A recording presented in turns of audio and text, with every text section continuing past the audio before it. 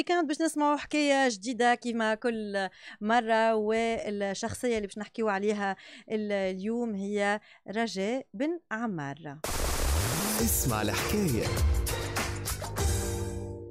حبيت بما انه في شهر افريل لوكات هو ذكرى وفاة رجاء بن عمار السادسة، حبيت نحكي على رجاء بن عمار ونرجع بغيفمون على الكارير نتاعها وشنو عملت من اعمال مسرحية.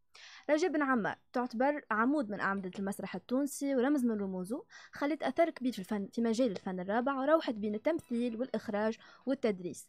تمكنت زيادة من أنها تخلي موروث كبير من الأعمال المسرحية اللي طرحت من خلالهم عديد المواضيع المتعلقة بالشأن العام والثقافة. تولدت رجاء بن عمار عام 1953 وشغفها بالمسرح كان من صغرتها، لأنها بدأت في المسرح المدرسي وبعدها في الفرق الجامعية في المسرح الجامعي اللي نشطت فيهم جوست قبل ما تسافر باش تتابع قرايتها أو بالأحرى دروس في المسرح في جامعة في ألمانيا مع رفيق دربها المنصف الصاي. بعد ما وفات تجربتهم في ألمانيا رجعوا زوز لتونس وتشاركوا مع بعضهم في تجربة تجديدية في المسرح التونسي مع ثلة من المسرحيين اللي كانوا بارزين في الفترة هذيك، ومن بينهم توفيق الجبالي.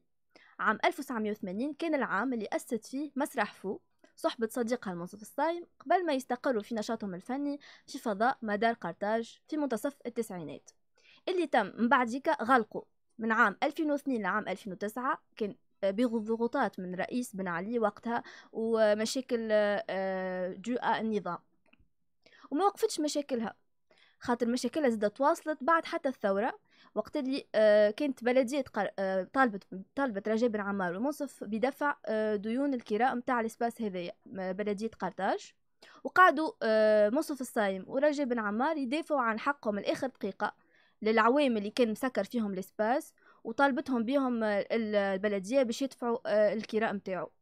حتى لين دخل وزير الثقافة وقتها مراد السقلي وقرر أن الوزارة تتولى تسديد كل الديون حفاظا على الإسباس والرسالة اللي حبوا يوصلوها من خلال مسرح فو. قدمت رجاء بن عمار برشا أعمال مختلفة اعتمدت فيهم على التجديد، وفي كل مرة كانت تطرح مواضيع أكثر جرأة بطريقتها الخاصة.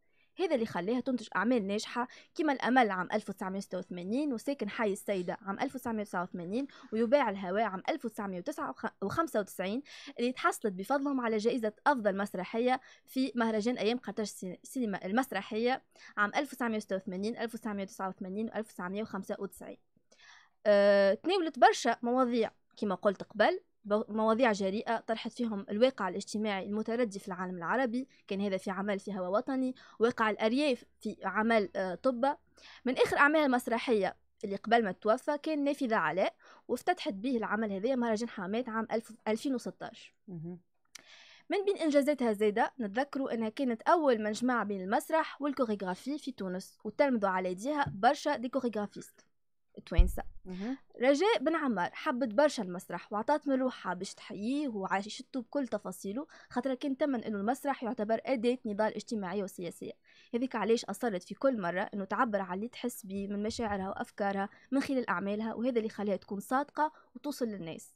توفيت رجاء بن عمار في 4 أفريل 2017 بعد إجراءها العملية في مستشفى من مستشفيات تونس. صحيح توفيت لكنها حية بأعمالها وخليت مدرسة فنية ومصدر إلهام لبرشا فنانين نسجوا على منوالها، وأعمالها خلدوا اسمها في التاريخ التونسي كأحد قاماته الفنية اللي ما تتنساش. باش نزيد عليها حاجة هنا اللي تم افتتاح قاعة رجاء بن عمار في البيكولو تياتر ببنزرت، وهذا صار في 19 جانفي 2023. والقاعة المسرح هذه قاعة مسرح الجيب كانت فضاء اللي معناها أعدوها كفضاء لتقديم العروض المسرحية اللي قدمها الفضاء لرواد من أطفال وكهول، وكذلك فما مساحة للنقاش والورشات التكوينية في مختلف مجالات الفن المسرحي.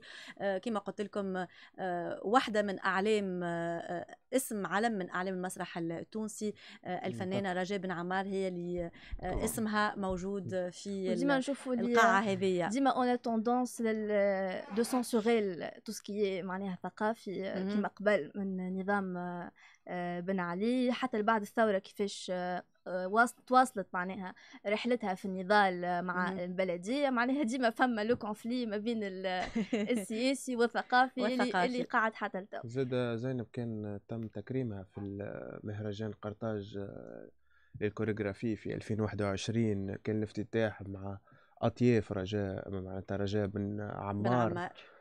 كان تكريم ليها. نذكر زاد توفيق الجبالي مخرجنا المسرحي الكبير اللي كان كتب في بليكاسيون وقتها ماتت هي، قال معناتها بالتعبير متاعه مصيبة كيفاش نجموا نكملوا الحياة من غير رجاء. أي من غير رجاء، معناتها كانت خسارة للميدان المسرحي. كانت صديقة المسرحيين الكل يحبوها، اللي كانوا تجمعهم رسالة واحدة. ربي يرحمها إن شاء الله. كانت هذه اسمع الحكاية لليوم. شكرا. اسمع الحكاية.